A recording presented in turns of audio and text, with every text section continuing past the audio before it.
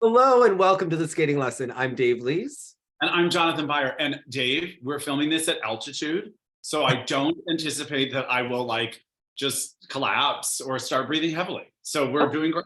We're doing great. Well, I'm actually not dressed like usual, but I'm wearing my Home is on the Ice sweatshirt that came from On Edge boot covers. So, and I usually wear it skating. So they sent me another one, but I love this one more. So I'm just yeah. Okay.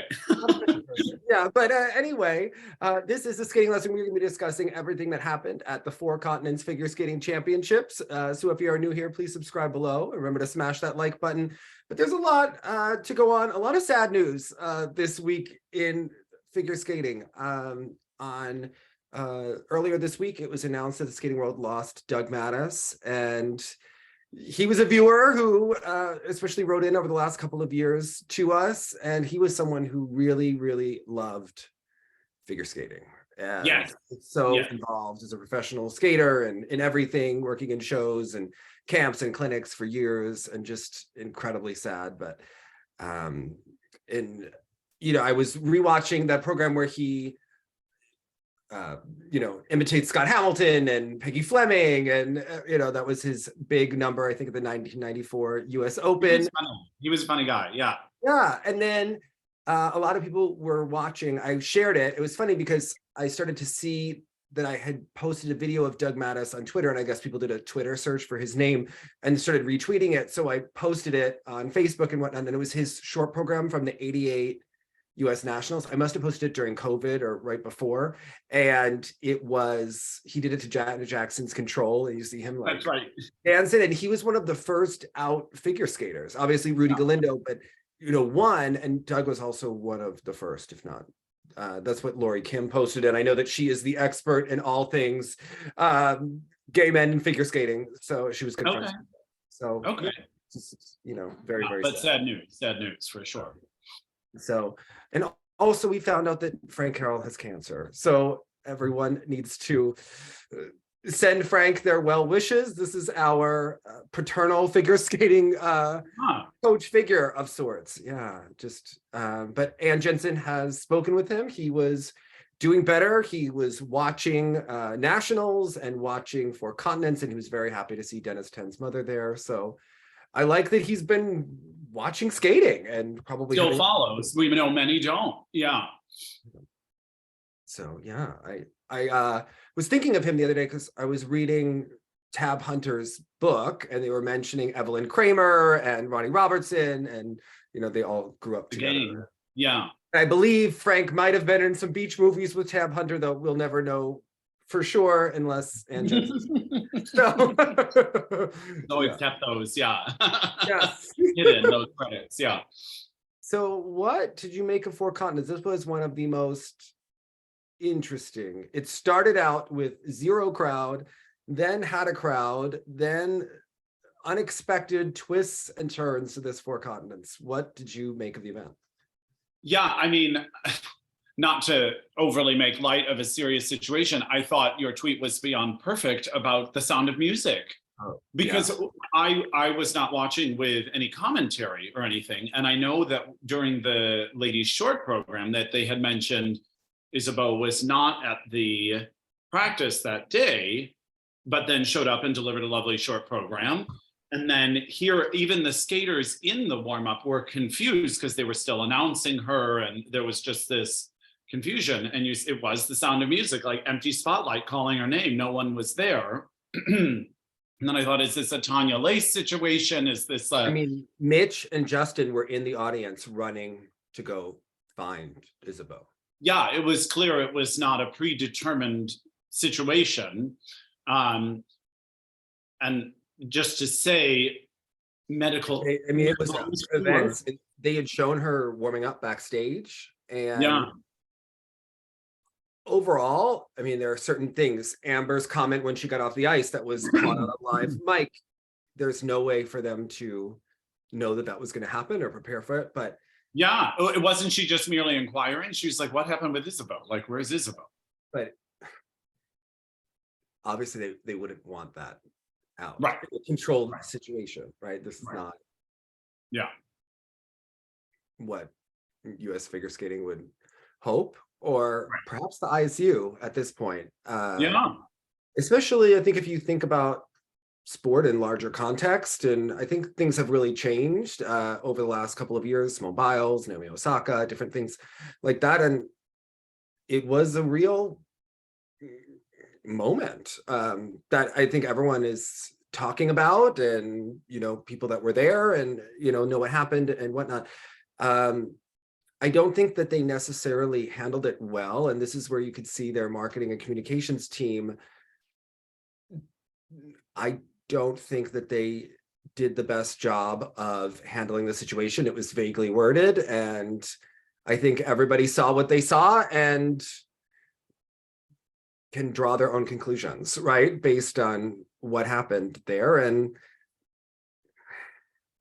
yeah, I mean, right, if someone had had altitude sickness or something, they would have known that in practice or earlier in the day or something. You know, this was something that, I mean, we all saw her warming up. They had that shot in the arena, right? An unexpected thing to have had happen. Yeah. And if someone rolled an ankle, they would say, so-and-so rolled an ankle backstage. Right. You know. Right. And then they just haven't said anything. Yeah. That's, and again, you know, as we've discussed on the show, it's we've talked about the issues that come up with the sports and people. I mean, there's a lot going on for these athletes, and I would imagine sometimes it becomes too much. Yeah, it's just, you hope for their sake that they would say something in this situation, right? To really have some sort of a statement or a game plan put together. And it just, I think you could see from the whole event who is running US figure skating, right? I actually talked to Scott Bregman, who did the YouTube channel for USA Gymnastics, because I really wanted to know, how did you do that? Because everyone will say, oh, US figure skating doesn't put it on because of the music stuff or this or that, you know, and you know, like if you have a YouTube channel, they could post it, the video with music on YouTube. They just wouldn't be able to monetize it, but they would be able to grow. And with the USA Gymnastics, when they started posting the different individual routines on YouTube, their viewership blew up, right? Especially it makes it accessible. Yeah. And they were winning at the time, and it helped them bring in so many sponsors. And it helped the athletes get so many sponsors. It grew everyone. And we were talking about this the last couple of weeks, and there's just no one here. But he told me, he's like, yeah, I had to push back on contracts, you know, so that, because like figure skating, gymnastics was a time buy on NBC. So they're basically paying for the production of the nationals. So they made sure that they owned that content and that they could put it out there. And you just see, like, 4 continents, so many performances happen, but they're not readily accessible worldwide to grow the viewership of the US. For me, it was an issue because, again, they were playing replays, and I thought for nationals it was a 48-hour replay. I could be making that up. Here it was definitely exactly on the 24-hour dot. So some of the short programs were happening on Thursday. Friday night, I went to watch them. They were all gone. So then, fortunately, I hopped onto the VPN and I could figure out what I needed to figure out on YouTube and things like that. But I just always wonder for these networks that want the coverage, but then don't really offer it anyway. It just seems like such a wasted opportunity. Yeah, and to have an event in the US where the top US skaters aren't competing and at altitude, so no one wants to be there. Also, it did impact the competitiveness of the events because some athletes were merely trying to survive. So you're not getting the best competition. And when you're talking about things like pairs and stuff like that, and you saw people like conking out at the end of programs where there were still major lifts to do, it was a little scary. And you saw, you know, a myriad of responses to the fatigue, but almost everyone showed it. Yeah. It was from Boyan Jin just full blown lying down. Yeah. Well, I thought the Japanese pair guy, I mean, he could barely walk. Mm-hmm. Yeah, it was tough to see. Yeah, I think that, and listen, there have been events in Colorado Springs since the beginning of figure skating, right? However, when we talk about why skating isn't as popular, or the lack of freedom, the lack of individuality, the requirements are such that you can see the athletes stifle themselves, become mentally overwhelmed. They're not as free because they're mentally not as free, right? Right. They're skating when they have to think about so many things. And then you see the technical requirements to do that at altitude. Like, maybe this is no longer a good idea. I think the sport demands too much technical content at this point. Aside from the jump, all of those steps, all of those sequences, everything, you could just see where it really caused a great deal of fatigue. Remember when from athletes we know are well trained. They are well trained athletes. Yeah. Remember when Tim Delansky threw up at the U.S. International Figure Skating Classic the first time? That was his big debut. I mean, we have seen some really wild things happen in skating as the sport has become more and more technically demanding. 15-year-olds on heart medication, another athlete who appeared to potentially have a trauma response at the Olympics, just these athletes passing out at the end of programs. I think that they really have to think about the technical requirements and where they're having events and what is going to bring back the performance quality and individuality. I mean, the men's short program was one of the toughest competitions I've ever watched. Yeah. It's a really difficult watch. The free wound up being a pretty good event for the last few. It really was. Yeah. I wasn't expecting that. And of course, dance was lovely here. Yeah. I thought this is a great event for dance, but in others, it's exactly what you say. It's I'm waiting for, get ready, it's this person and they do the blank program. Yes. I can't even really say about many of these programs, this is the blah, blah, blah program. It's just their short program or their long program, and I think so many times if we say, the Zalame program, or, some people were posting because the first female winner of 4 continents was Tatiana Malinina doing the Aladdin program. And again, it wasn't, I don't think by any stretch of the imagination, a piece of art, but yet we knew it as the Aladdin program, and we knew we were ready for it, and it had a gimmick, and it had this whole thing. And again, we sort of lose that. I overuse that term generically lovely, but in the ladies event, for instance, even though there were a lot of great deal of clean performances, which was nice to see, a lot of green box sort of programs here. But again, I can't say the blank program. Yeah. It was just another free program. Yeah. Yeah, it becomes, the short and the free program are really the same program. They just are more elements, but there's no inherent difference, and it's missing something. I don't know. I always post videos on social media and see what people respond to. And when someone skates like Dorothy Hamill or Michelle Kwan, people go nuts for it in a way that we don't go nuts for current skating, unless it's like a skater in Japan doing this, right? But like in terms of that style of skating, that often the algorithm really shows that people respond. And again, you posted Dorothy Hamill recently, where it was a pro event, and like for the first 20 seconds, all she did was hold like a couple of open, beautiful edges in position, and it was stunning. It was what skating is. And at that point, most of these programs today, again, you can't blame the skaters because this is the system in which they are in. However, by that point, by the time Dorothy was finished with her opening 2 glides, they would have done 300 hand gestures and 55 turns. Yeah. But I fell in love with skating for the combination of the glide, the music, the artistry, the jumps, like, in a way that it's like forced, and there is no glide often now. There's no time almost. And you would never spend the time working on holding an edge when you have all of these jumps, because if you're holding a glide and someone's going to get the components no matter what, as long as they can rotate in the air, that's what you're going to work on, right? So I think, it's unfortunate that that's so. But I did want to talk to you about, mental health. We saw that John Luke was in New York this weekend. Obviously, there was a lot of buzz, just this event in general. I am really wondering about what kind of the mental health training that these skaters have or need. I think going forward, it's really becoming such an important aspect to the skaters. And I think that we keep, the fact that Isabeau didn't compete and everyone is like, she's the next one. Like, not one person is not going to save figure skating in that sense. Right. And nor should any one person think it is their responsibility to do so. Yeah.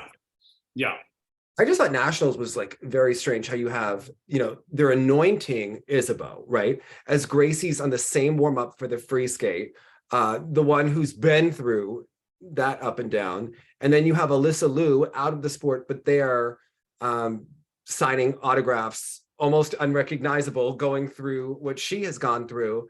And it's like, what are they doing? And they're just pushing up the next skater whose technique we know is likely to fail like clockwork. And even at nationals, it was the commentary also of this pushing, and more than ever, were they already talking about the Olympics? I don't know if they think the United States just needs that sort of Olympic credit to be thinking about, or needs to be told. Again, this was happening at the Summer Olympics all the time, where everyone was the GOAT.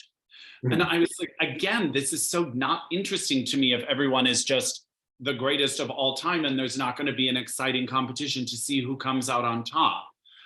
This idea that it's all set and done and every sport has a legend in it now and we have to tune in to watch the legend seems to be what they're trying to do to allure viewership or something like that. But I was like, it's 2023.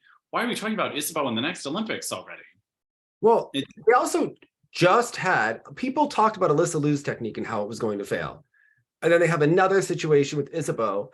And then they have the situation with her coach and how she behaves when Isabeau is on the ice. Or then you even see Isabeau having meltdowns in practice at nationals when it was on Peacock, and other stories about that. It's concerning, right? And that they continue. Every practice or skate has the potential for a breakdown. There's sort of a ripple in that process where that could definitely be looked at. And then I think, as we as a culture, and certainly this generation in particular, is much more in tune with mental health. Yeah. One wonders, what is that kind of mental health? We hear many coaches say things like, well, you have to be a psychologist also. And it's like, yes, in your own way, but at the end of the day, you are also not a psychologist or whatever. And we've talked to skaters where sometimes they will send you to a sports psychologist whose sole job is to get you mentally prepared to compete and win. But I think clearly there's another piece of that puzzle underneath all of it, almost someone that tells them they don't have to, or something, or deal with whatever is underneath all of that so they can just approach the skating in a different way. Because here in particular, even not in the extreme placements, but you saw people that were really enjoying themselves and people that were there under pressure. Mm-hmm. And everyone will experience some sort of competitive pressure, but for some what's underneath it and what it must mean. I mean, we even saw this with Akatsieva in the fall. She's doing these incredible things. There's one mishap and she's falling to pieces by the end of the program, because at the end of the day, the message she was sending herself was one of failure. Mm-hmm. And it's like, oh, that's tough to watch. Well, yeah. And I think, you talk to different people in the Russian press, and it's interesting how, you could read from Maurice's interview that they do not believe in sports psychologists or any psychologists really, right? And people at the same time, they act surprised that Trusova is not motivated right now. Yeah. Well, we watched an athlete appear to have a trauma response breakdown on the world feed, and people think, oh, she just has a boyfriend. That was an athlete we witnessed have a breakdown on that. Has she ever gotten treatment for that? Has she ever, is she going to be okay for life? Talked that out. Yeah. Yeah. And the other thing is, and we have seen this, especially in the United States, we all know that like a mental health journey takes as long as it's going to take. Mm-hmm. And it often takes a very long time and takes, all these side turns, which was why it was so problematic for me when I was reading all these articles about Gracie Gold immediately following the situation at Worlds in 2016, that every week she's like, I'm all better now. I needed to focus on my mental health, but it's been 2 weeks, so I'm all set. And it's like, I think anyone who knows anything about mental health knows that's not really how that works. And I think we've seen several times where we're told someone's all ready to go, everything's fine now. And of course it couldn't be. There's not enough time to sort of heal and explore all of that. And then they're out there competing again. Yeah. And I was talking to someone who was talking about the different traumas in skating, and they said every gay man has trauma. Anyone who has endured physical abuse has trauma. Emotionally abused people have trauma. Sexually abused people have trauma. Anyone forced against their will to do something physically or emotionally challenging has trauma. Children of narcissists have trauma. Ergo, so many figure skaters have trauma. And you think about how many of these coaches are there for skating who are products of that environment, and it's really concerning. Right. And again, there's such a confusion within some of these communities because it's the same culture in which they grew up in. So what's the problem? And it's like, well, yikes. You shouldn't have had to have gone up in that community either. Yeah, in that kind of environment. So it's tough. Yeah. And then I also think when people are, like Daniel Grosso going to a Terry, or some of the comments about Isabeau's coach or the way she acts. And, before I fired Galina last year, Igor was like, because I was getting worked up about something in practice. And he was like, if you tell a cat, a pig, that they're a pig all the time, they will become one. But if you will tell a pig that they will become a cat enough times, they will grow beautiful fur. I was like, okay. And, Galina's response to everything was like, you're not a man, I'm an Olympic coach, yeah. But then you can see when you have coaches that just focus on technique and information and they don't get into the insults, you improve faster. Game. Yeah. Instead of figure skating being something that you have to endure to get better. Exactly. Right? And I think about how many times I got injured working with Galina because I was in a hypervigilant state. Where I was responding to that energy. It happens in singing all the time, but I think even more dangerous in skating when your body needs to function a certain way in order for you to stay healthy. So many gymnasts used to get injured at the Crowley Ranch and they didn't have good conditions there. But knowing all of the other kinds of abuse that went there, I'm like, I wonder how many of those athletes were hypervigilant about everything. If someone's yelling at you, your body's not like in like optimum zone to go do these crazy feats. The body is going to get tight. It's going to get angry. It's going to hide. It's going to do all of these different things. Yeah. And when we hear about the injuries at Sambo 70, there's overuse, there's trauma, there's all sorts of things that. And a lot of ignoring of instincts. Oh, I have this pain, but I shouldn't have this pain. So now I'm not going to address it. Yeah. And I'm going to go to this NHK and now collapse on the ice. Yeah. So I'm curious what you think. We saw the Carrera and Ponomarenko defeat Green and Parsons here. And yes, there was a problem in the short program. Yeah. And Chock and Bates won. Wyack and Baker didn't compete here or at US Nationals. And we knew that they were taking a break, but still named to the team for the World Championships. Would you still send them, at this point? Because on paper, it does make sense to send them. But as we've talked about, where some coaches miss the mark is, are you taking into account the human element? And there is a human element here that needs to be looked at. But I don't know in this kind of situation who then gives the clear for an athlete who's been struggling with mental health, who decides if and when it's time to go back and compete. Is it the skater themselves that's problematic? Is it the coach? Is it a psychologist? Is it a sports psychologist? I mean, it's hard to know who can really assess something like that. I think it's clear that the USOPC, or at least the governing bodies, need to have someone involved in all of their treatment, right? In making these kinds of decisions, especially after what we saw happen with Simone, and we see different things happen. I mean, Luna was talking about the twisties recently. I mean, these are all mental health conditions, and I think it's a different world, and people are more aware of it. And perhaps these things went on before. I mean, you think about how many times we've seen athletes routinely miss the last jump, and you wonder, was that an athlete having like a trauma response or someone that has a feeling of unworthiness because of what they've endured? Right. That they won't skate the full clean program. Yes. When it When- happens that many times, right? Yeah. Or when they miss every jump in the program. Right. And yeah. And then people just think, oh, they just need to switch coaches. And it's like, it's deeper. So Yeah. Well, and that's always been our question about someone like Kolyada. Mhm. We don't know what the history is there, and it would not be the kind of thing that would ever be discussed. But sometimes it's just clear if it's not in the technique, Mhm. so something else is at play here, and it's deep. It's Yeah. deep. Yeah, I think with Kolyada, that's a great Young example. people, this is such a tough age bracket for anyone. Yeah. Do you know what I mean? Like 15, are you kidding? I was like this nonstop. I can't imagine just all of that in the maturing process, as well as all of this extra stuff. It's a I think huge. learning that like ADHD is a trauma response is also fascinating.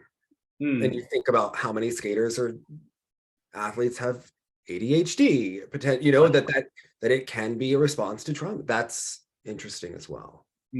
So that's heavy. Yeah, it is heavy, but you think there are ways of treating it now and working on it now that are different than things were before outside of just medication. So Right. I think it informs the aspect of how important mental training and mental health and mindfulness training is for these athletes who have to be present in that moment. Right. I also think Megan had a really good point when she was on here. Why is the US so obsessed with 3 spots? Yes, you want to have the maximum number of opportunities for your skaters. As a country, we do act like the sky is falling if there are fewer than 3 spots. We have 3 spots in pairs this year. I don't believe that those are necessary. Right. Or potentially appropriate to have, right? So, well, and I will forever remember when I first started watching the skating lesson, one of the most fascinating interviews you did was with Dan Hollander, who said that his failure at the World Championships, the coach was like, how could you do this to me? How could you do this to the federation? As if that skater doesn't feel bad enough already. Do you know what I mean? As if this skater did that intentionally. It's just absurd to me. Yeah. And that was all I wanted to cost number of spots. Yeah, he wanted to go out and bomb and coach, and it cost it. Yeah, and it just needed you to make me feel horrible, and now I'm inspired to go do better. That was never how I functioned. Yeah. But again, if you tell a cat that they're a pig enough times, right? Yeah. It's true. It is true. But yeah, for an ice dance, let's start with that because I just watched this event. So let's start there because this. I have to say, nice palate cleanser for the end of a strange event in general. I thought, especially the top 5 teams, skated very well, and I liked most more than I have in the past. And for me, the absolute highlight was Marjorie and Zachary. Really? What they were doing. They were fantastic today, yeah. But this is, at first I was like, oh, I get it. They're trying to like stretch with the program or whatever. It kind of clicked for me here. And the speed of their rotational lift and then into the stationary lift, it was out of this world. It was sharp. She was dramatic. They were hitting some gorgeous positions. I think it's some of the best skating I've ever seen from them. I was thrilled at their free dance in particular.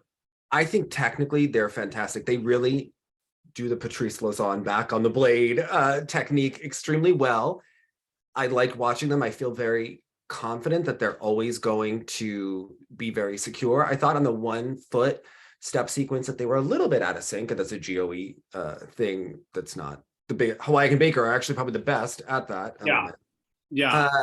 It was the speed of her. It was like the snap of her positions in their lifts and spins. Yeah. Like it was so tight in a good way. You know what I mean?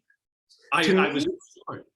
To me, that music demands an emotional authenticity that a skater either feels that music or they don't. And I felt like Kolyada did. Otherwise, it can feel a little bit put on. For me, when Kane and Leduc did it, or like, unless you're just gonna open yourself to that music, it's intense.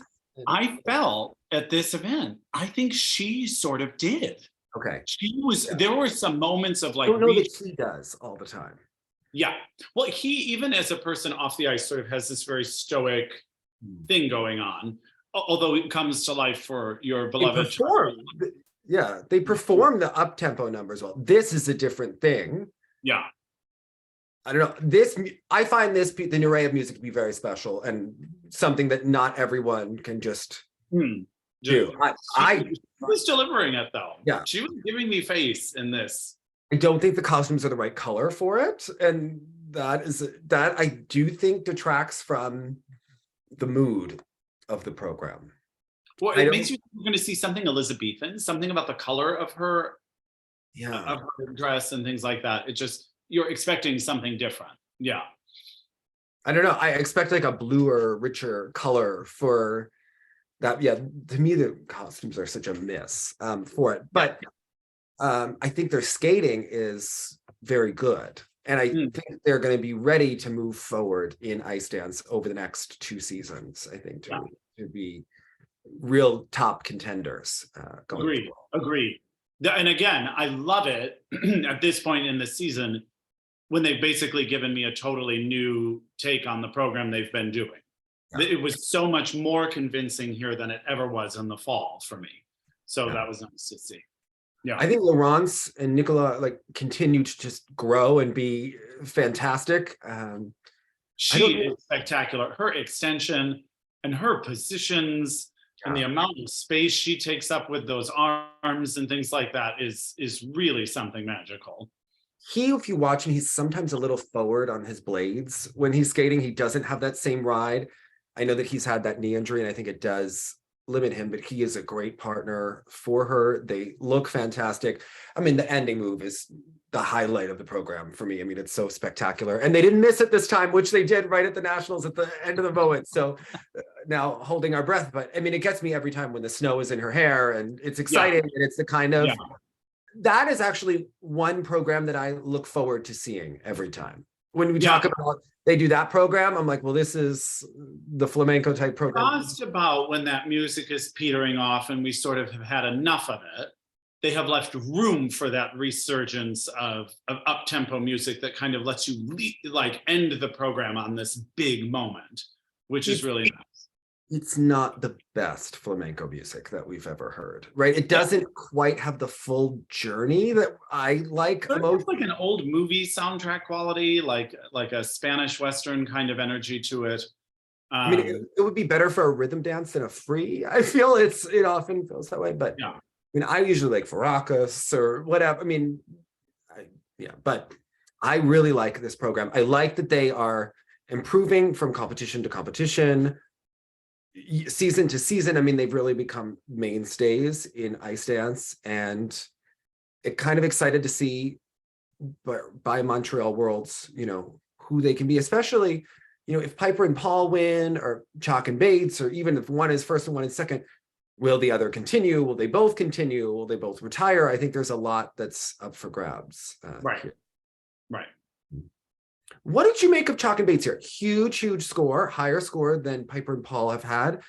I wasn't surprised with that because it is getting to this point of the season when the scores are rising. Also, execution starts to rise at this point of the season. You've had, 2 more months since the Grand Prix final to perfect elements and be running programs. I think perception, judges, when they're seeing better and better performances, it starts to rise. There are more teams. You start to see higher GOE when you have to differentiate so much. What do you make of their actual program and their chances for Worlds? Again, this is one, though. I don't know if I was just in like a really lovely mood when I was watching the dance final today, but again, each time I see it, I like it more than I did previously, because this was a real miss for me in the fall. By the Grand Prix final, you kind of saw that something was changing, By nationals, I found it much more convincing. And then here, I found it the most convincing. Again, she can hit such gorgeous moments. And she in the air is just stunning. And he's got great knees. And I love the split move. And I love some of their lifts and spins. I think the ending is very cool. Now, when she's like wrapped around him, like the extinguishing of that flame or whatever that is. I certainly like it more than I ever anticipated on liking it. And I think their GOE will always be the thing that carries them because everything is like a luxury item in their program. Yeah. But again, not what I would have chosen for them, but they're convincing me more and more. I found that their speed going into the Twizzles was a little bit slow, a little bit cautious, safe to be secure and not have errors. But for a team that's going for a world title, I do think we expect more speed, flow, ice coverage on Twizzles.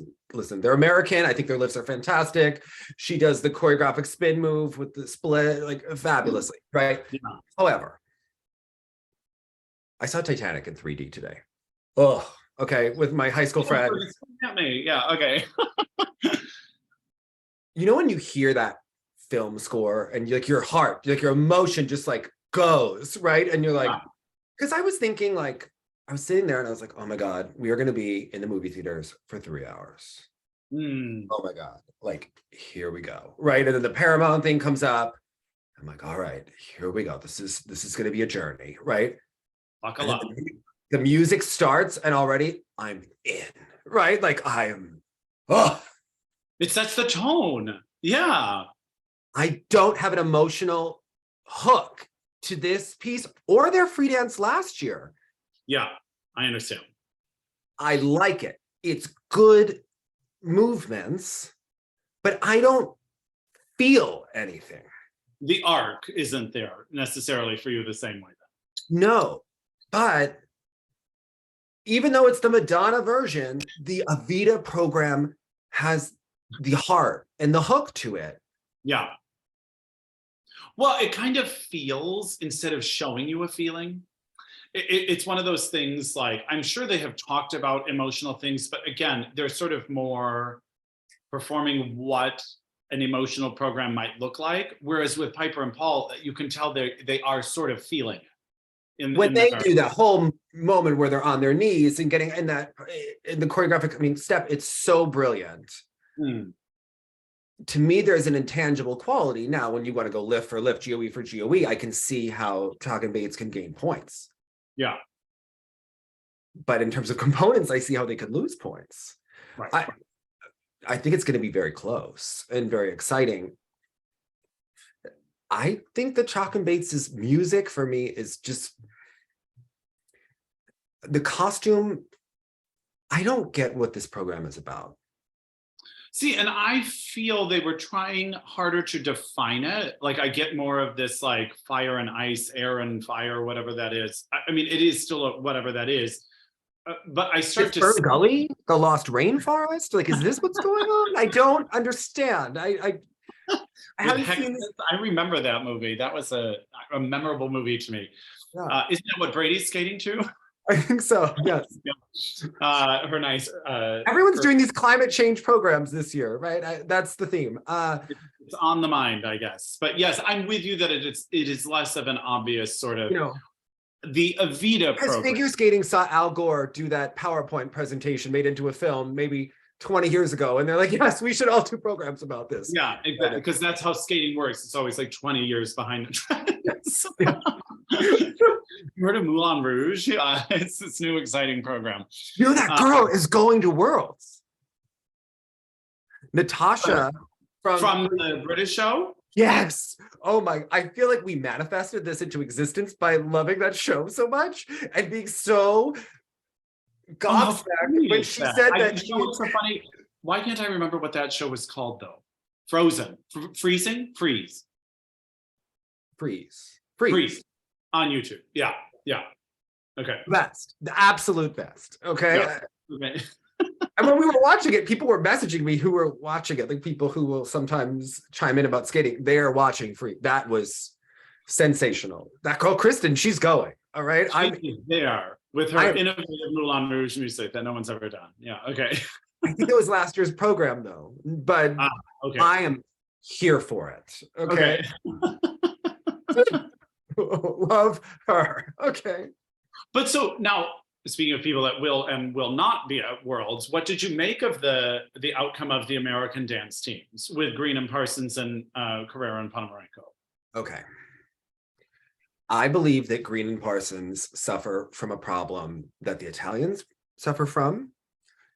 That is, they have a female skater who is taller than the male skater and almost tries to, or subconsciously makes themselves smaller in the posture and the shoulders, and doesn't extend. And I don't see her extending in the lifts even. And it was really noticeable to me this time because his posture is stunning and he is so broad and has all this sort of this stature going in each position. And she really left almost everything unfinished. And there was even this moment where they sort of do some choreographic business in front of the judges. And I thought, oh, what an interesting choice to be doing those movements in front of the judges, because it made that all the more obvious to my eye. To me, when they do their choreographic step, they have very small movements, even with their arms and legs, and it's not impressive at all. And this is an element that's actually worth some points, right? And definitely reflects in the components as well. And I was really noticing that they don't do anything memorable, interesting, and they don't sell it. To me, they're not saying we're a fantastic team. There's something off in their entire trajectory and presentation. Remember, they are the reigning 4 continents champions. Right. And well, back when they had that program, yeah. Yeah, and I get that there are other teams here this year who weren't there last year, but this team has really lost momentum. And yes, they made a coaching change. I even find in the packaging, why is he wearing gray plaid-ish pant or whatever that pattern is? They look like they're in 2 different programs. She has a program that needs to be contrasted with like a black tux if you're going to go that route. Right. This is American in Paris. This is Rhapsody in Blue, like classic. Yeah, I don't know where. Yeah, why. Sorry, Rhapsody in Blue. I'm sorry. But this is Gershwin. This is really that kind of da da da da, and he doesn't have that at a piano lounge type feeling to him at all. And it's only fair, because I said this about other skaters. If you are pantomiming, playing the piano during Rhapsody in Blue, you have lost me in the quality taste department there. Yeah. I thought, to me, I don't know, my bougie friends, Reed and Joseph, have their player piano. It's a Petrov, right? They want you to come to dinner, by the way, so you can have all of the opera conversation. Okay. All the snobby, like. Okay. They love to put on Rhapsody in Blue as they're eating in the formal dining room. Da da da da, bum bum bum bum. And it's exciting as the piano is playing it, right? Huge, that moment, yeah. I mean, when they first got they were putting this on every freaking day. Okay. It was, and they have acoustics. That's like too much dessert, yeah, okay. Now they have more things to pick. They broadened the collection, okay. Oh, we're listening to Gershwin's Preludes now. Oh, nice, in honor of Gracie, yeah. Yeah. But they really are over the top. They make me look really laid back. Same, okay. No idea. Okay. Clearly, like goodness, these are some big statements you're making. And yeah, and they, this piece just has none of that excitement. It's almost like someone took a lunch break during it. I don't know. It's dowdy. It's trite. It's uninspired and lacking a vision. And this is the top team. Have a point of view. Yeah. Why your Rhapsody in Blue versus so many others that exist? What are you bringing to it? Again, this is the what program? The program where you do what? I don't know how to recall it. But even Charlie had energy when he skated. If you're not going to give us chemistry, give us choreography, give us pictures, I find that this program has nothing. Hmm. And you know what And else? obviously not the way they wanted to go into Worlds, solidly being beaten by Carrera and Ponomarenko in both programs. Whose free dance is also a snooze. Yeah, also Gershwin. I am not into this program. I haven't been all season. I don't see the skating ability with them. I don't know where this is going. Yeah. And he's magnificent. Yeah, this program was not for me. We have established that. Oh my God. It's one of those, you know what Dick said, certain programs were refrigerator breaks. This is like the Instagram scroll program, right? Where you start to check your text messages from people. Oh, are they watching? Well, I guess I'll just check the technical box on occasion and see a replay if I need to, but I often cannot stay engaged. Titanic was so fabulous today. Did Sandra Bessick direct that movie? I have to tell you. It was like, but someone's Bessick-esque, I guess. Yeah. I think it really felt like Sandra put it together, but except in 3D. Yeah, I don't know what that would add. Make me nauseous during the spinning scene. Well, no, the end I felt was a little much. Okay. Okay. When the boat goes up and they're all like falling down in 3D, it's really like pushing a line of taste, right? In terms of like bodies coming out a little bodies bit. Hitting the metal pole. You're like, yeah, like it just really, it's an experience. You have to go do it. You got to do it. All right. I can't put that on my to-do list, but I will. Titanic now with added trauma and death. Yeah, but you date a Broadway guy. I'm sure Josh would want to see it, right? Okay. He's more mainstream. Okay. Right? I'm sure Titanic will be like, I'm there. All right. Let's do it. I love that. Okay. That's funny. Oh my God. Yeah, it's a lot. Okay. It has what these free dances are missing, right? This is just that excitement. I totally get you. Now, but it's interesting you say that, because even though in the men's program, where, as we mentioned, the short program wasn't the finest hour for most, but in the free skate, it's not that the programs were necessarily so exciting, because in my opinion, they're not necessarily great, but there was an excitement because some of the skaters' own success, and this was happening in the women's free skate too, was creating their own excitement internally.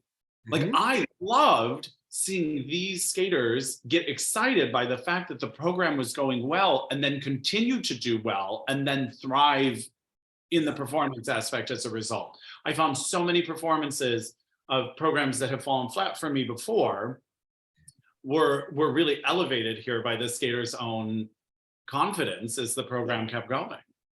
Yeah, unfortunately, Miura did not go back to the blue jacket. I don't know why he insists on wearing gray on the ice. You know how I feel about it. Unfortunately, it's not going to Worlds, right? He goes to Junior Worlds instead of Senior Worlds, and yet he seems so silly. But he's only 17, which this was dynamite. His performance here, I didn't know what to expect of him in the free, if he was going to be able to deliver that, especially after Keegan had such a big moment with the arena, and he nailed it. He did exactly what he needed to do. You really think we're going to be done with Keegan after this season? Home Worlds next year? The state of the Canadian men outside of him? I mean, we know they have 2 children now. Lord knows how many they want. I don't know when the personal decisions must become so great. Canada should be paying him a salary to come back. I mean, yeah. Hold on. As long as he gets a new free skate or goes back to Guns N' Roses, I can't take this free skate. Yeah, we have definitely seen this. Yeah. I didn't even like it when NBC played it every commercial break during the 2012 Olympics when Alan Ray a lot that I didn't understand it. I was like, are they making the London O2 Arena their home? I get that Phil Phillips is somehow connected to something owned by NBC Universal, but what is happening? What is happening? Yeah, okay. But it was the program of Keegan's life. It really was. And again, just nice to see, as we said, because of the bogged down requirements that these programs ask, it was nice to see someone have a blast. He was having the time of his life while he was skating the skate of his life. And it's just something so amazing about seeing that as a spectator. Yeah. Yeah. Now, how'd you feel about seeing our friend Tracy Wilson again? Do you get excited when you see her in the Kiss and Cry? Oh, yes. I was fascinated how she was going to be with Boyan Jin, because obviously this is the first time we've seen them since. I don't know what their dynamic is like. Who knows what the situation has been. I thought an admirable job from him. And she was the one, because again, he was like noodle-legged by the end, could barely, even once he got off the ice, could barely get to the Kiss and Cry. And she said, "Oh, do you want me to hold or carry you or something?" It was kind of cute. I want Tracy to carry me. Don't you? I mean, exactly. Oh, Jason. Yeah. Such a good skater. Yeah. Carried him in that moment. Yeah. We need Boyan to, go to the Pilates class with the rest of the cricket club and work on his extension. But, he's just meeting Tracy. He doesn't know about her love of Pilates yet. So yeah, I'm intrigued to see where this goes. This is, again, a very admirable first outing, I think. And that's what it felt like, a first outing. Why did we never bring Tracy to the Russian Nationals? Couldn't you just see her there? No. Right when Terry is walking around like Darth Vader, and then Kenya, you are such a passionate skater. Yeah. That would have been just the best. Yeah, because there's Brian for that. I remember that. Yeah. Could you imagine the Sports Rue articles? There was a blonde Canadian coach, and she was positive with the skaters.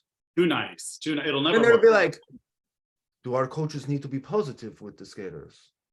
And then they would go to the gaslighting committee, and they would be like, "Could you imagine the think pieces?" Like, yeah. But it was a coach who didn't berate the skaters on national television. They would dismiss the notion immediately. I think sadly many skating coaches would dismiss the notion immediately. But okay, Jonathan, I freaking love June Wacha. June, July, August. How is this going to happen? How are we going to make this happen? Because I want it to happen.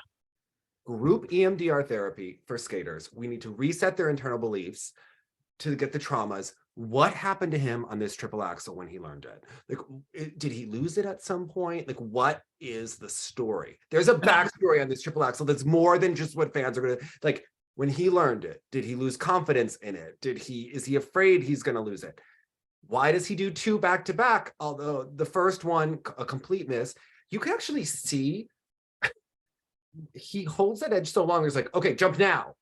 And then you're like, okay, here's another opportunity. Go, right? You're at the right. This reminds me, it was really interesting when Christy Crawl was talking to us about, Chrissy Ness, excuse me, was talking to us about in skating, if you you do these three things and go into the jump, the timing will always be the same.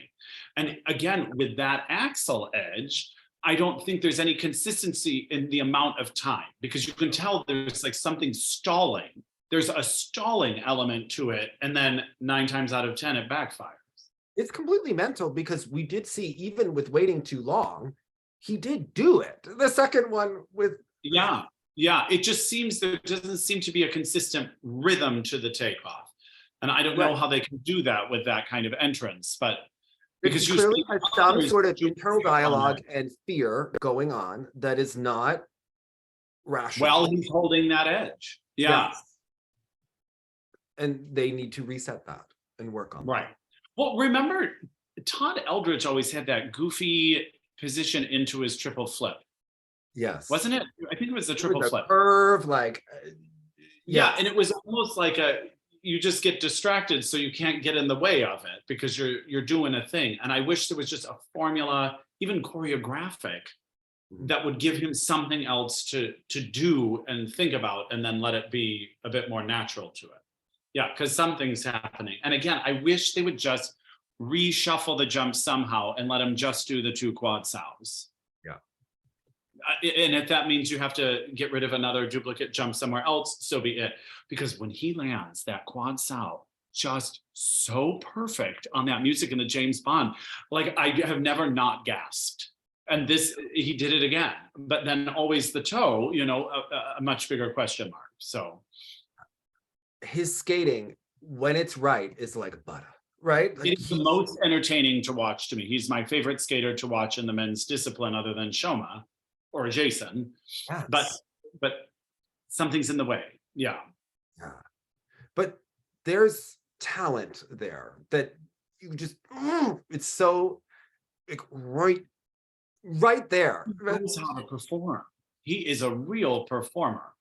And I don't think that Shun Sato has that, although technically he has wonderful, wonderful qualities, but he doesn't have the quad Lutz. I mean, whew, that was a good looking quad Lutz. And he was someone though, yes, I agree with you. He's not an inherent performer, but there was something because he was getting so excited at how well he was doing that even just seeing that genuine emotion from the skater, albeit somewhat separate from maybe the music or choreography happening at the time, was really thrilling to see. But so you need the performance. It's important, yes. right? And there's so many, Mikhail Shedorov doing Kamina Barana. I mean, anything could have been playing. His jumps were wonderful, right? Really. So like straight up, a lot of them. It was really interesting to see.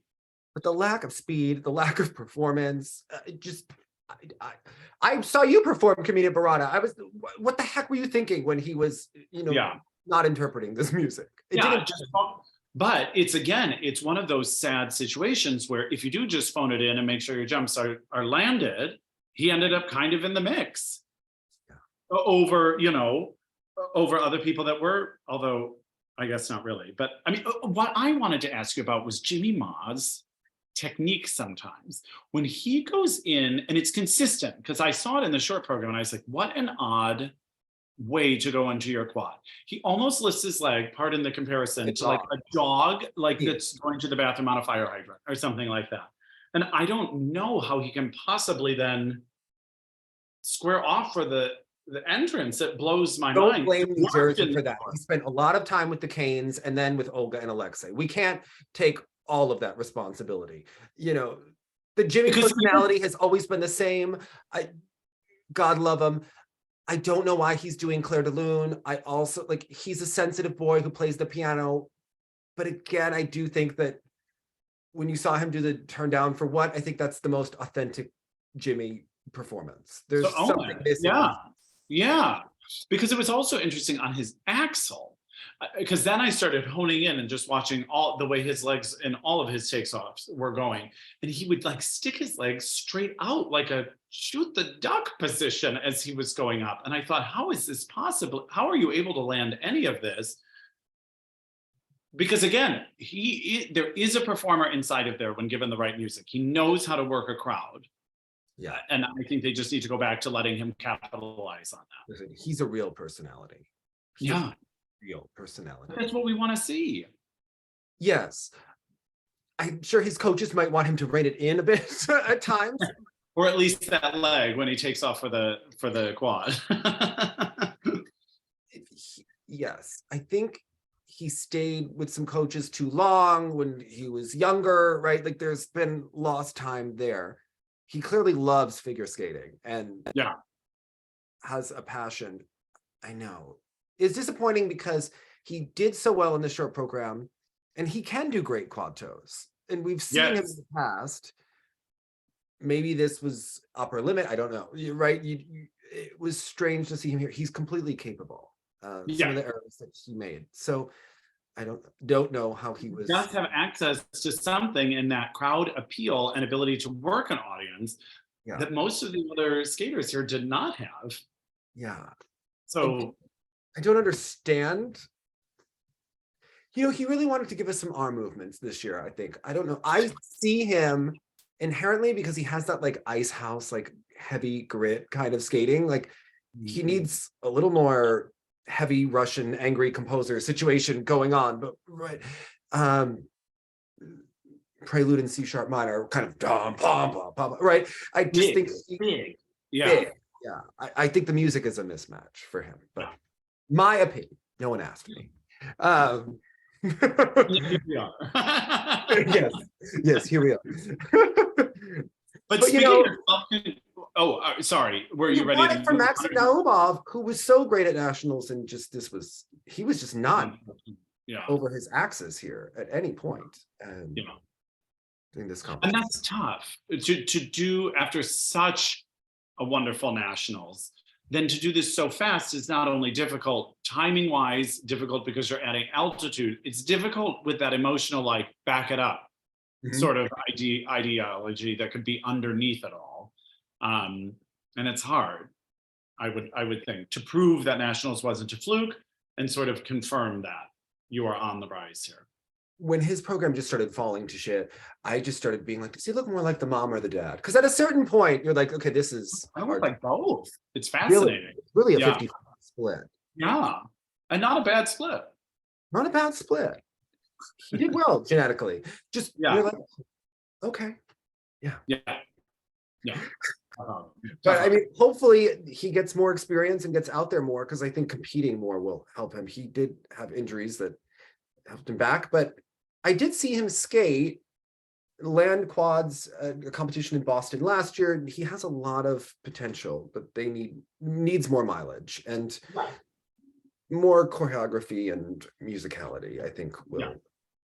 How about Conrad Orzel continuing his climb here? I mean, he just in general, I got a different energy from him. I know it wasn't all the way the program he wanted, but in general, I saw the skating and the material so much more organized in a way. I thought I was kind of getting the aesthetic. I thought there were some really lovely moves in it. I thought there were some really nice moments and some really nice jumps.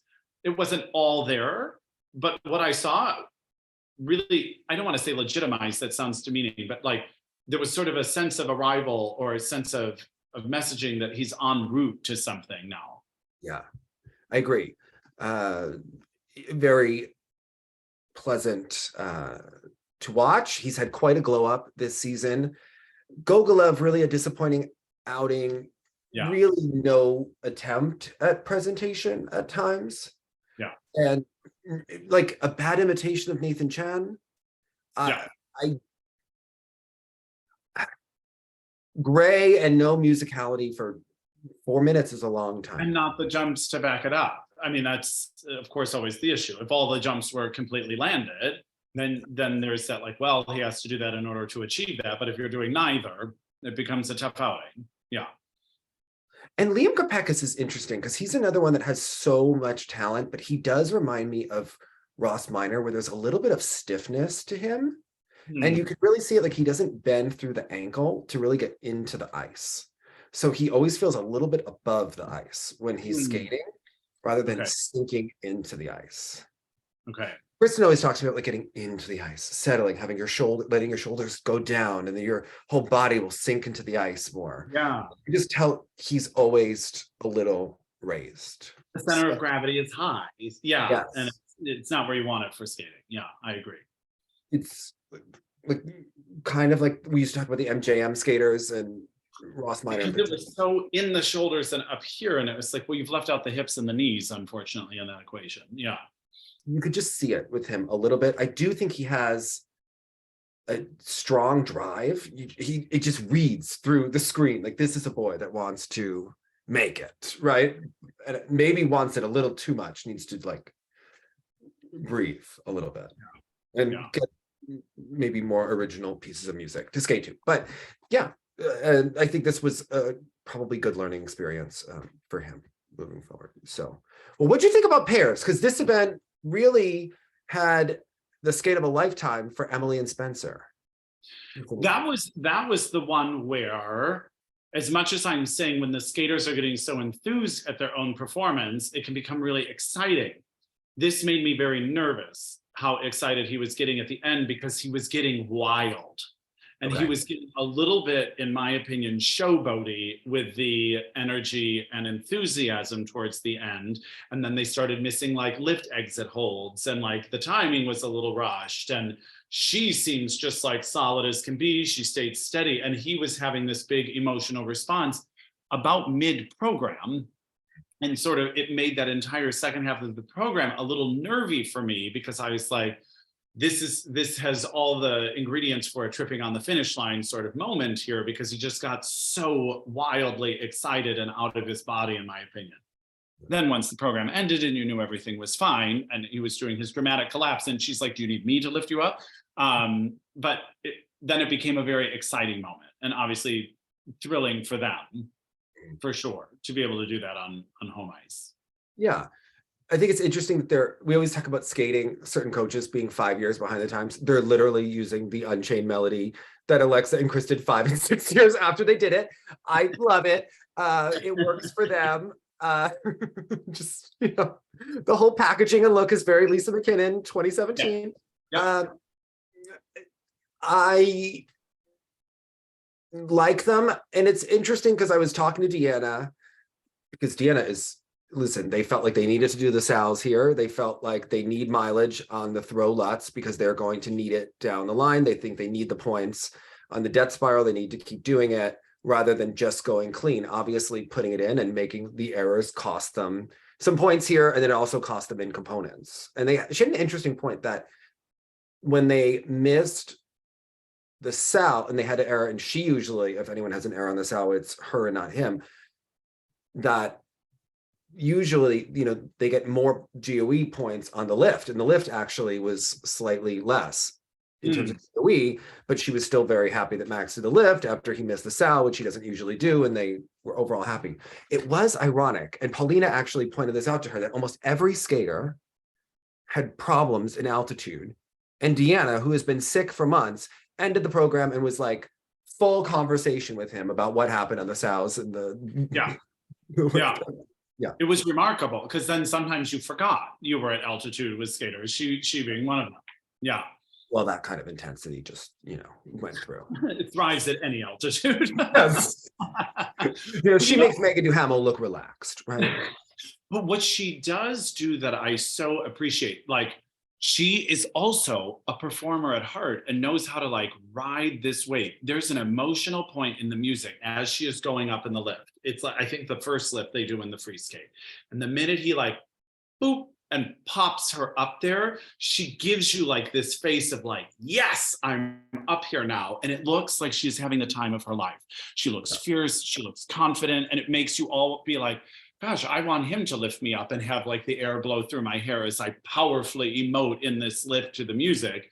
It was such a powerful beginning to the performance. Yeah. Unfortunately, some of the errors, but I applaud them for trying. I know, again, yes, you could do a bunch of doubles and you could do whatever, but I think they have a bigger picture in mind. And why wouldn't this be the time to try to make that move? At some point, you have to try it. Yeah. I also like seeing them with Jose Picard. I don't know why. It's something. Listen, I read the Julianne Seguin article. Listen, I'm not coached by Jose. Okay, let me put that in there. But there's something about watching that combination of energies together that I'm like, that's intense, right? Yeah. But they almost understand each other. They just cancel each other out in training. Yeah. But somehow, but then you see Jim Peterson and Deanna, and you're like, but they would clash. But that was one of the best kiss and cries of all time at 2019 Nationals. I mean, just. And history shows us Deanna knew exactly what she was saying. She really did. And Jim's team was the most stereotypical Jim Peterson team of all time. Bless his heart. The packaging was so Jim Peterson. It looked like when they made them do the musicals on ice. Did you ever see those pictures that he used to put on his Instagram? It would be like Tara Kane doing The Wizard of Oz on ice. You're like, this is so on the nose. Okay. Yeah. It wasn't although they got a personal best, but yeah. Jim? And they beat Danny. But Jenny said that Mary and Evie always smelled like Merlot whenever she competed. I think Jim could use that a little bit. He's so intense when he's at the boards. He could relax his shoulders a bit. I would feel better. Skaters are going to read that. Yeah, and it makes sense. Of course, the coach is just as nervous or just as excited or whatever, but you kind of got to clear that so they can just feel whatever they got to feel. Yeah. All right. No, over the years, I felt that you were too harsh on Julie Marcotte. I want to say it. We debated, right? I still hold my position, but okay. We love Megan and Bruno.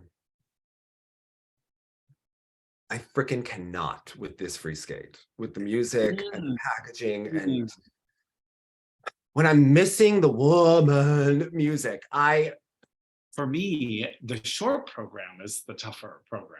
They're both tough for me.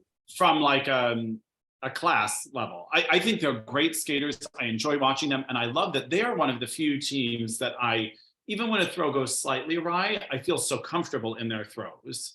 But for me, it's the short program that I'm like, oh gosh. I would prefer to watch one of the stereotypical Italian programs, possibly a Fellini program. And you know how I feel about it. Okay. Right. The 9 reasons. Okay. I find it to be a struggle to get through it. They're the most. They can do anything. I'm sure of it. Like I don't think it's a limitation of the teams that they have this kind of program. I think it's just what's given to them. I mean, they were trying for the harder side by side here. You know, they were taking turns at who was sort of making the error win. But in general, they seem to be on track for a positive worlds experience. He was the one that made me nervous, that iconic lift. What they do is, even though I may not say, oh, they do the blah, blah, blah free program that you've got to see, but what they do have is that element. They do have that killer lift at the end that one is always excited to see. But here he was struggling at the end. And that was one of those moments. I believe he is a solid partner. I believe they are well-trained. I believe they are well-conditioned. But whatever it was, had me very nervous for them in that I really felt like we needed the oxygen masks during the skate. Yeah. During the skate, and certainly in the kiss and cry afterwards, right? Yeah. They do. Which this were one of your Christmas parties you would have provided in the kiss and cry. I'm just saying, yeah, exactly. We'll get you what you need. But you know, a lot of times when you do sing like impromptu concerts and stuff in a place like Colorado, they provide oxygen for you back. Jenny had it in Colorado when she did a show there with Joseph Zabrowczyk. Yeah. So is in my phone as Jumpin' Joe, by the way. Yeah, how could he not be? JJ. Yeah. Although I will say, so I was talking to Jumpin' Joe, and I was getting like programs lined up, and I said, you know, Dick Button really didn't like your arms on your free skate. He's like, I know, tell me about it. He really liked that Rudy Cern, right?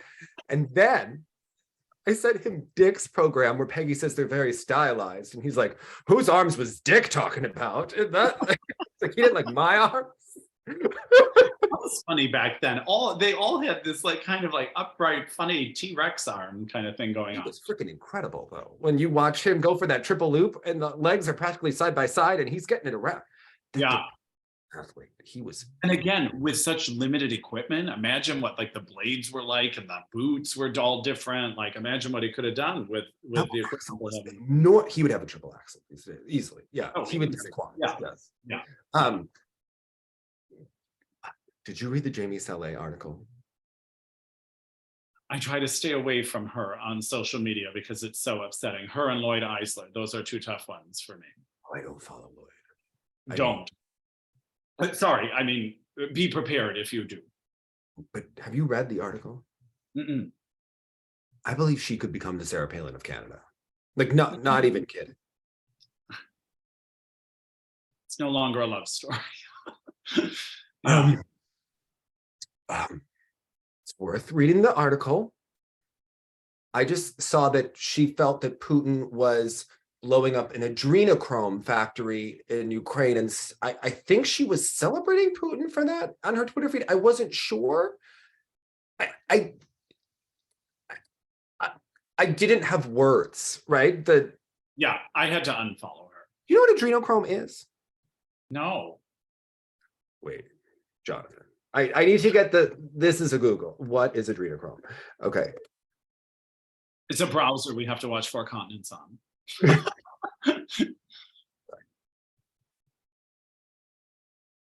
Wait. They believe that it's like taken from children, right? Like it. Oh, yeah, well, I always knew she was like a conspiracy theorist that way. I mean, okay. Adrenochrome, I think, will the Wiktionary have the best? They think it's taken from human adrenal glands, but I believe, the Jamie Sale types believe that it's taken from babies. Yeah, yes. Oh. Yes. Twist. Yeah, okay. Mhm. Neat. Okay. I don't know that I'm going to read that article because that would really upset me. How about that she's giving paid speeches around the country?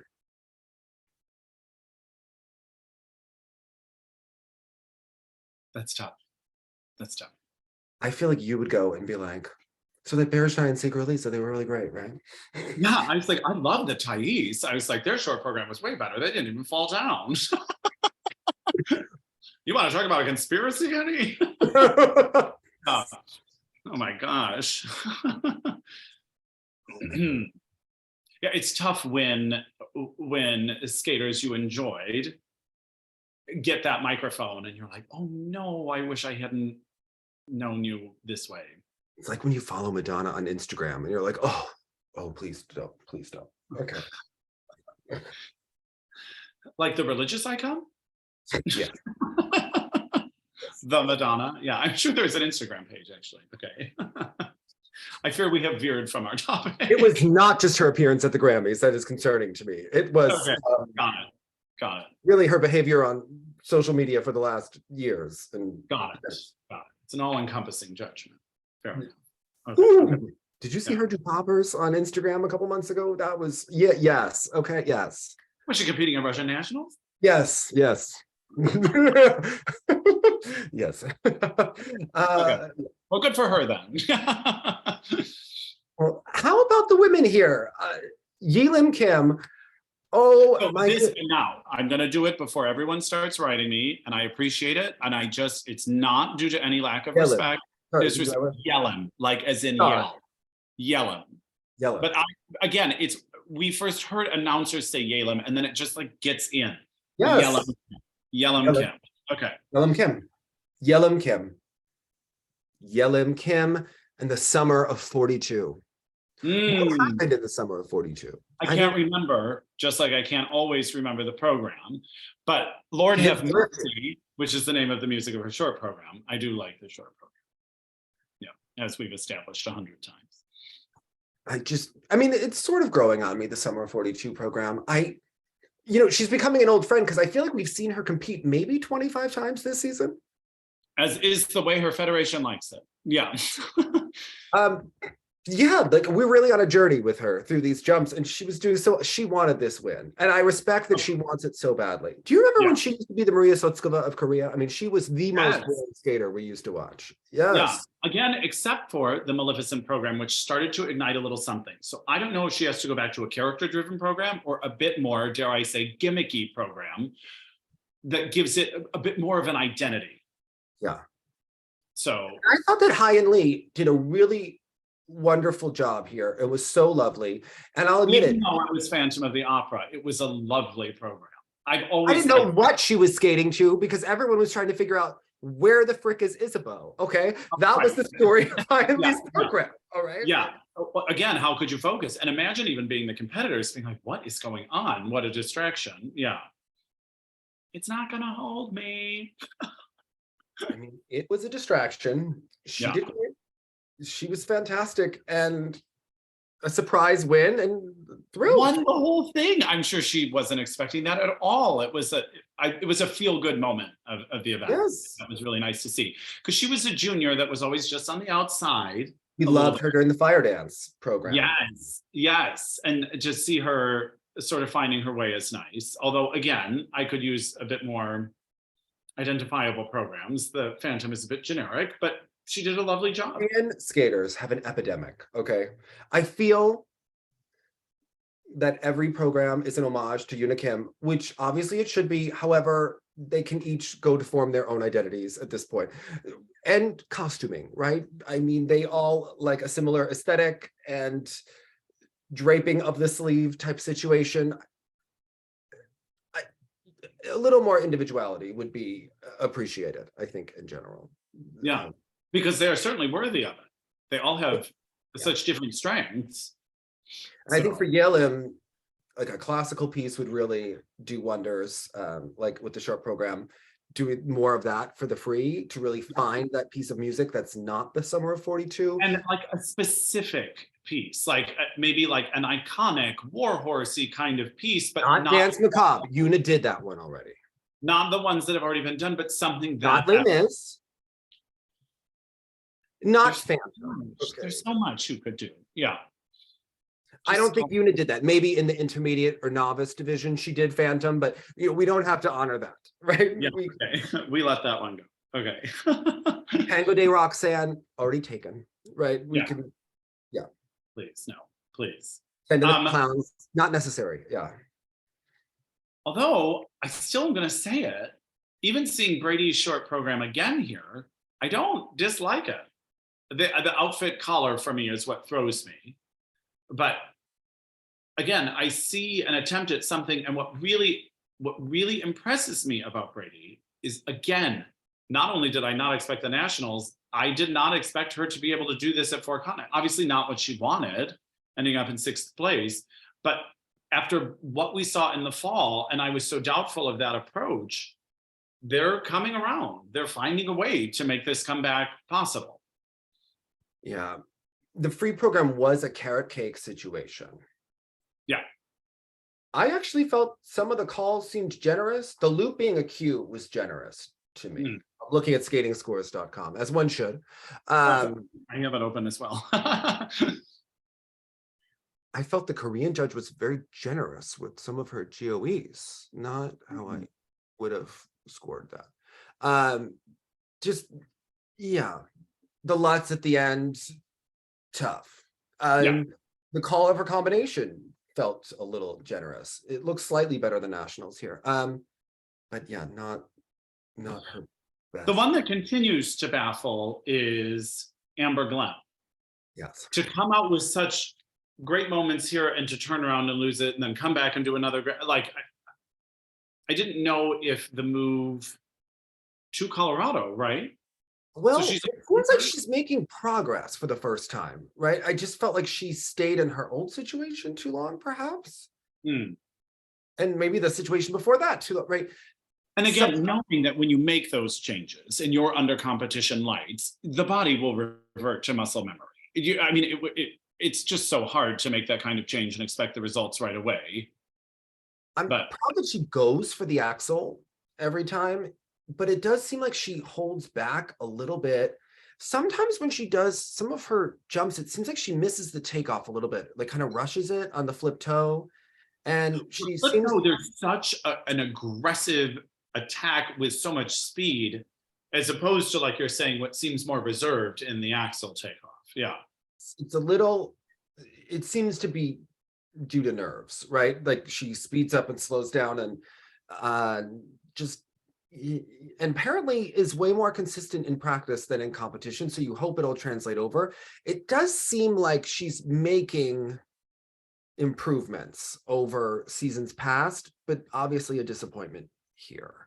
Yeah, I think because at the end of the day, we know she could be so much more of a factor if it was putting itself together. But I guess the general bar has lifted. Do you know what I mean? It has risen. The general level. I would want to know about her mental training, and I mean, I know that she does work on it, from what we have heard, but she does leave out combinations every time, right? Yeah. I mean, huge points on the table. So yeah, it's something that she'll need to do for the World Championships for sure. Is, listen, if Amber does 3 combinations at the World Championships, everyone should be freaking thrilled for her. Okay, like this is just, we haven't seen it. Now she got a costume violation here, right? In the short program, I think one judge or something. You have to have a majority actually put it, but I guess someone didn't like her costume.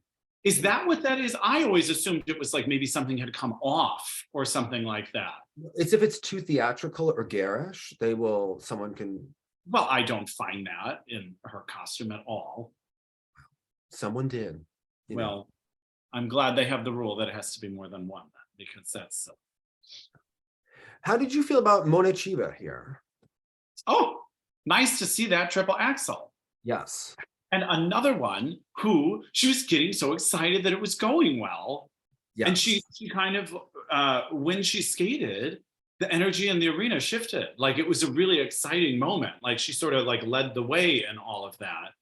I think she actually skated after Rinka, who had also done a very admirable job. So it was fun that like the momentum was building with these two skaters back to back. And although not such a memorable program outside of the axel, perhaps, it was lovely. And again, what I'm responding to in memory is the emotion she was throwing at us. Rinka is one that, at least for next season, I hope that Rinka does 2 triple axels and doesn't repeat the Lutz, because she clearly has issues with confidence with her Lutz and consistency. No matter what entrance, she was doing that straight line Lutz at the end of her program on the diagonal and missing it almost every time. They moved the Lutzes, but still problems. She's one that skates, even though she was having a nice moment in the free skate as well. She skates like a nervous perfectionist that is putting a lot of pressure on the moment.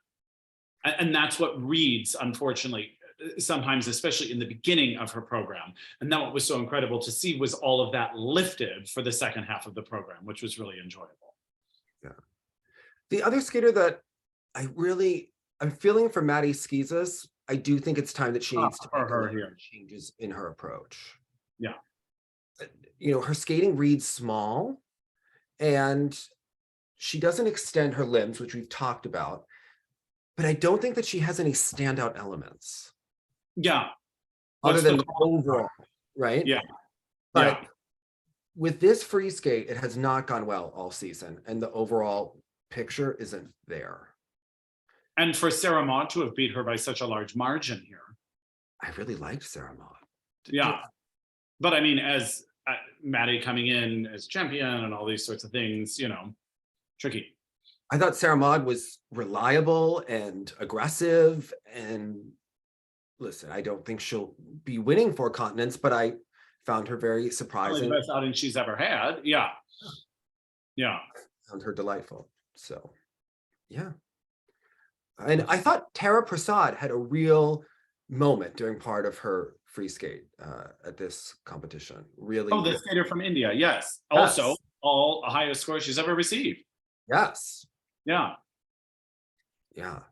Really, you know, personal best for her, and had a real moment.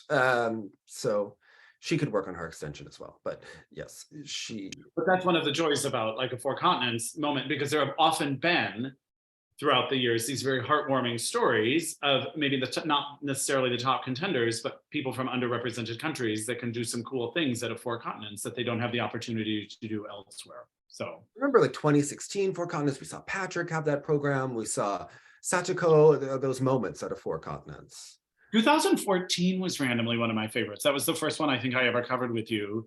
And it was Satoko and it was Sui and Han. Like there were a lot of really exciting, Piper and Paul doing the Hitchcock. There were like some really iconic moments there in an Olympic year, no less. Yeah. It was nice to see. Yuna had a great 4 continents before. Adam, yes. An early 4 continents queen. Adam skating to the Nancy Kerrigan special. Jonathan, right. Yes. So yeah, I mean, there are those moments at 4 continents. It's and the drama. Are Tessa and Scott going to finish the program? I mean, a couple of times they had some, you know, misses. Chris and Alexa. Remember, Chris didn't really finish some elements at a 4 continents once, so he was done. 4 continents has always been an iconic sort of competition. Yeah. What did La say? He quit his career mid-spin. And then found the still of it happening. So, but at least he's in a tux. He's in a tux. It's fine. Yeah. He was done. They looked great. Okay. Great costume. Oh. What was your moment of the week? Okay, so I have 2, and they're going to be kind of random, but not random though. I'm going to say the rotational lift for Marjorie and Zach in the free dance. All right. I found it so fast and exciting, and with the music, I was all about it. But my other one, and it has been my moment of the week previously, is when Junhwa Cha hits that quad sao on the music in the James Bond. I know it wasn't the rest of the program he wanted, but that moment alone was just out of this world for me. I like that Junhwa Cha has fixed his arm on the Ina Bauer. It's not that is really satisfying. Also, another moment, from one angle, it looked like Deanna maybe 2-footed the throw on the triple loop at the end, but then when you saw it on the replay, it was completely clean, and it just shows you the angles. Some of the camera angles here were very interesting. Like, for instance, in Junhwa's Michael Jackson program, they missed his feet during the moonwalk. And I was like, That's an important facial expression in this moment. But yes, I noticed that as well with Deanna. It was nice to see from the other angle and realize it was not double-footed.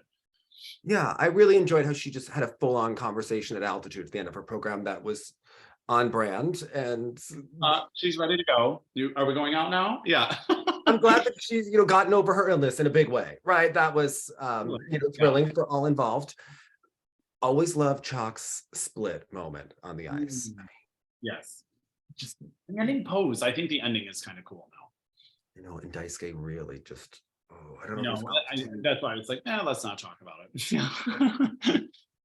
Not his moment in time. Yeah. That was a tough skate. Past the point of no return, which is also a song from Phantom, full circle. Okay. It was, yeah. So I guess Junhwa Chan in general, but honestly, the end of the men's event was so good at the end of a very long week. I thought it was just fantastic. So yeah. Absolutely. Hold an edge, it looks sexy, everyone. Bye now.